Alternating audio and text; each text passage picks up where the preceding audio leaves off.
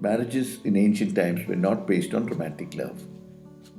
They were purely economic alliances between families for the survival of genes by producing children and for ensuring the prosperity of both families. Women were bought by the parents of the groom as chattel slaves used only for labor, sex, and breeding children. In many ancient societies, husbands and wives were not permitted to form romantic attachments with each other.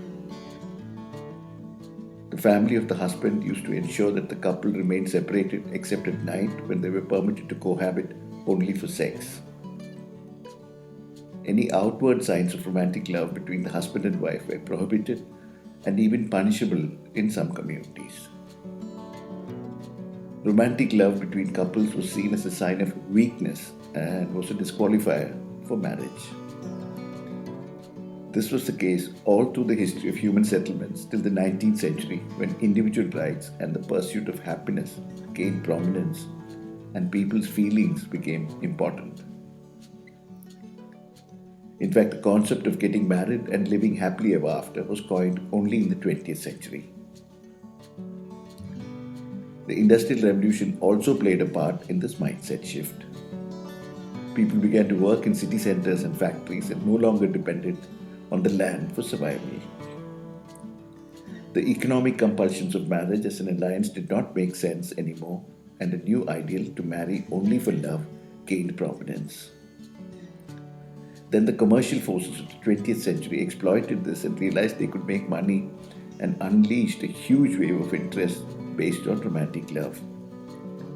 It dominated movies, books, art, and also became a way to sell jewelry, clothes, and fashion. We all enjoy the sight of lovers uniting happily after overcoming difficulties. We also enjoy a happy ending simply because it feels good. But now in the 21st century, people are realizing that the real work of a marriage or relationship begins when love ends and the tedious, unsexy things that nobody else sees or appreciates begin. They have realized that popular culture was only showing them the headlines and not the full story.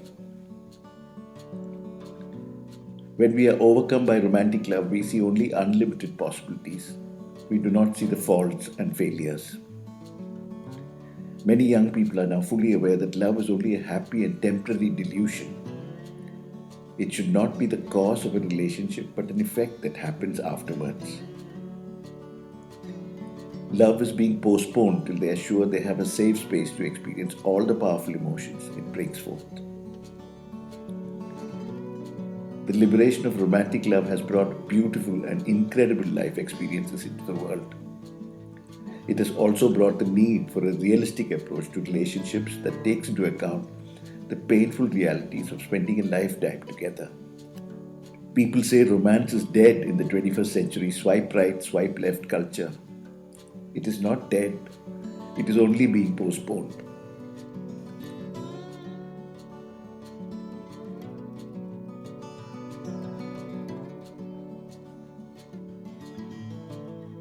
Thank you very much for listening. The primary source of this podcast is A Brief History of Romantic Love and Why It Kind of Sucks by Mark Manson, published in The Observer on 18th August 2017. The secondary sources are several journal entries on the anthropology of romantic love available at JSTOR and the Wikipedia page titled Romance, Love,